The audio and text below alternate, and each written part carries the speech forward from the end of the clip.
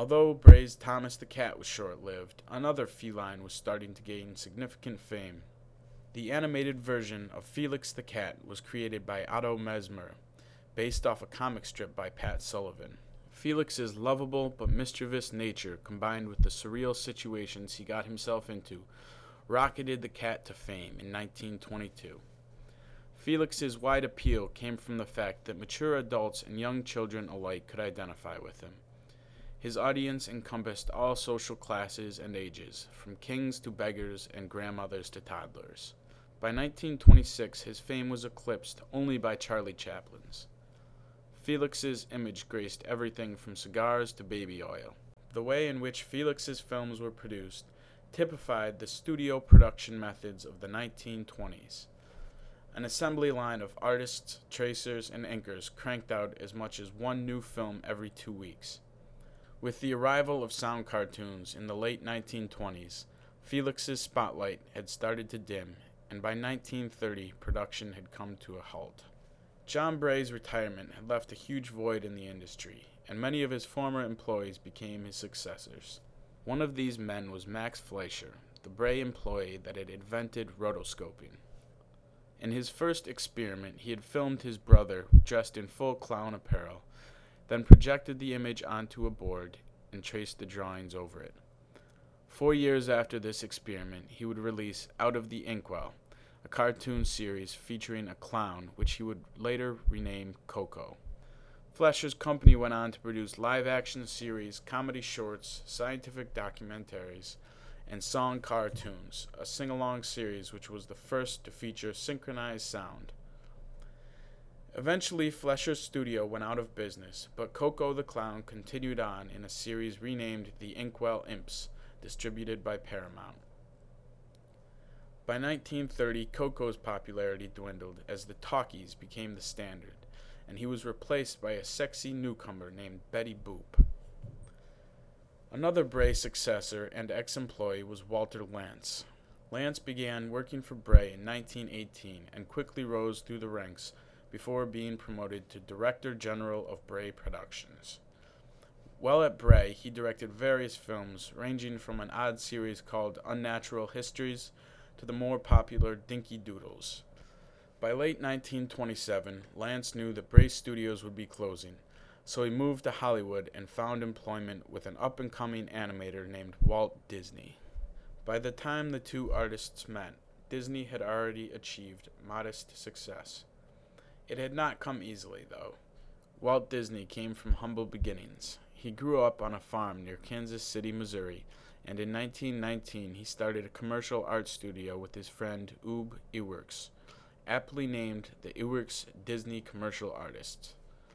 In order to supplement their income, the pair worked for Kansas City Film Ad, making semi-animated promotional shorts. During that time, Disney approached Frank Newman, the owner of a chain of cinemas in the Kansas City area. He offered to supply Newman with a series called Newman Laugh-O-Grams. The films achieved modest success in the Kansas City area, and Disney tried to break into the big time by forming Laugh-O-Gram Films Incorporated.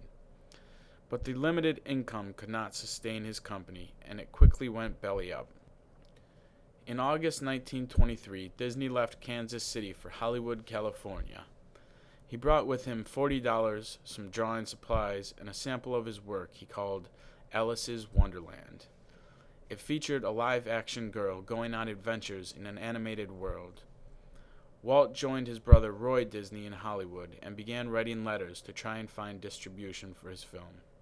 Much to his relief, he received a letter from Margaret Winkler, the only female film distributor of her time.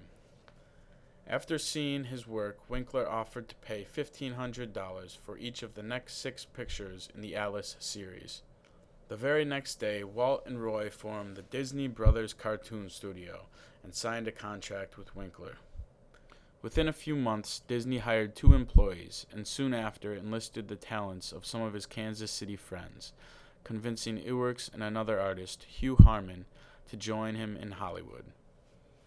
The Alice series was well received, and Disney next created the character of Oswald the Rabbit to be released by Universal.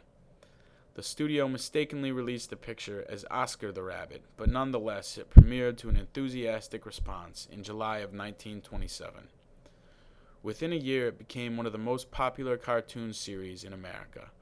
However, Disney did not own the rights, and the character was taken away from him by Charles Mintz, Margaret Winkler's husband. The experience alienated Disney, and he vowed never to let something like that happen again. It was shortly after this incident that Disney created what would become one of the most iconic figures in animation history, a mouse named Mickey. Disney and Iwerks completed 2 silent black and white shorts featuring Mickey, called Plain, Crazy, and Galloping Gancho, but no distributors were interested. So Disney decided to make a bold move and join the sound revolution.